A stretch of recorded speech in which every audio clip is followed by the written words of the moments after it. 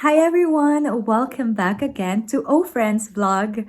Wow, taray. So, nag-i-improve na tayo kasi medyo nagagamay-gamay ko na ang camera natin ngayon. Nagagamay-gamay ko na paano mag-vlog. Thank you so much sa patuloy na pag-view, sa patuloy na pag-comment, sa patuloy na pag... Wala pa masyadong nag-share kasi baguhan pa lang po tayo dito sa YouTube.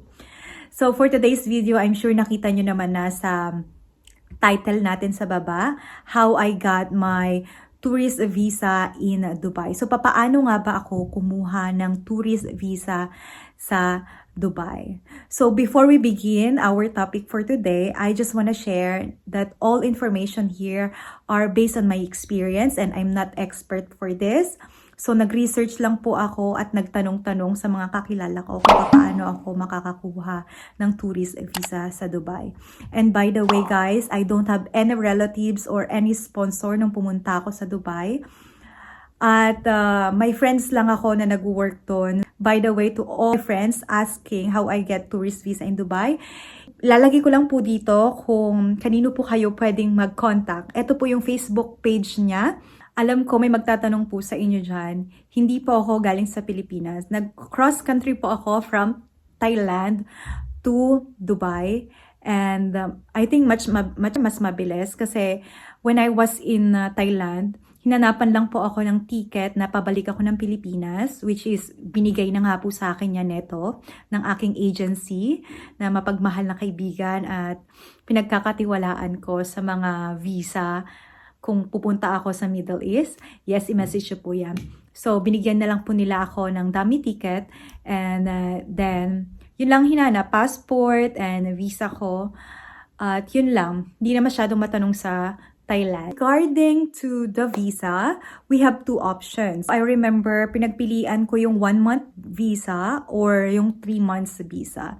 So, napaisip ako na tourist visa yung kukunin ko. So, much better na 1 month muna yung kunin ko. Kasi baka matanong ako ng immigration, bakit 3 months yung kukunin mo agad-agad. Tourist ka lang naman doon. If you got the job there, mag-extend ka na lang kasi pwede naman mag-extend. Kaya sinasabi ko sa inyo, magtanong kayo dito sa friend ko. Ito again yung Facebook page niya. At i-message nyo na lang siya at masasagot niya sa inyo ang price. Kasi ngayon hindi ko na alam kung magkano na ang tourist visa. Mabilis lang yung process. Mag-prepare lang kayo ng mga requirements like your passport. Please naman, sana hindi pa malapit mag-expire. 2x2 picture. 2x2 picture and white background. And please naman, be professional at maganda tayo sa picture natin kasi yan po yung ididikit natin sa ating visa. And then, I think nanghingi rin siya ng government ID. 1 government ID is enough. And all is scanned. Isisend mo lang yan sa email niya. And then, I remember I got my visa like 2 days. Kasi parang inabot ata ako ng Sunday noon. And wala silang work that day. So, like 2 days kong hinintay yun. Pero, sa iba, nakukuha nila ng 1 day lang or 24 hours. Like, and when I got in Dubai, I give my visa and I give my passport. And again, thank God, wala na naman tanong ang immigration. Napakabait talaga. At dire-diretso at kahit kabadong-kabado ako that time. Panibagong experience na naman sa akin. Ito pong experience ko is way back 2022. Tapos po to ng pandemic. So, kakabukas lang ng mga borders, kakabukas lang ng mga airport. So, medyo maluwag pa sila.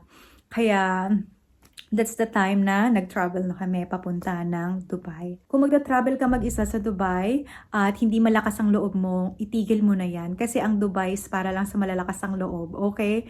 So, kung hindi pa malakas ang loob mo, palakasin mo muna yan kung nasaan ka man ngayon. Kasi pagdating mo sa Dubai, iba ang laban. Iba ang laban ng mga OFW sa Dubai. Again, follow my friend. Follow Gigi Travel and Tours.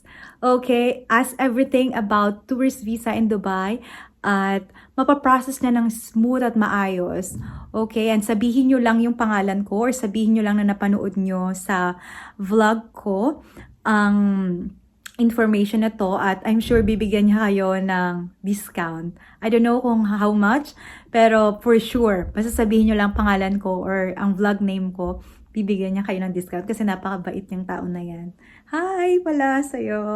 Regards to everyone there. Next time, I will share kung bakit hindi ko kinayang mabuhay sa Dubai. So maybe that's our next content or our next topic, okay?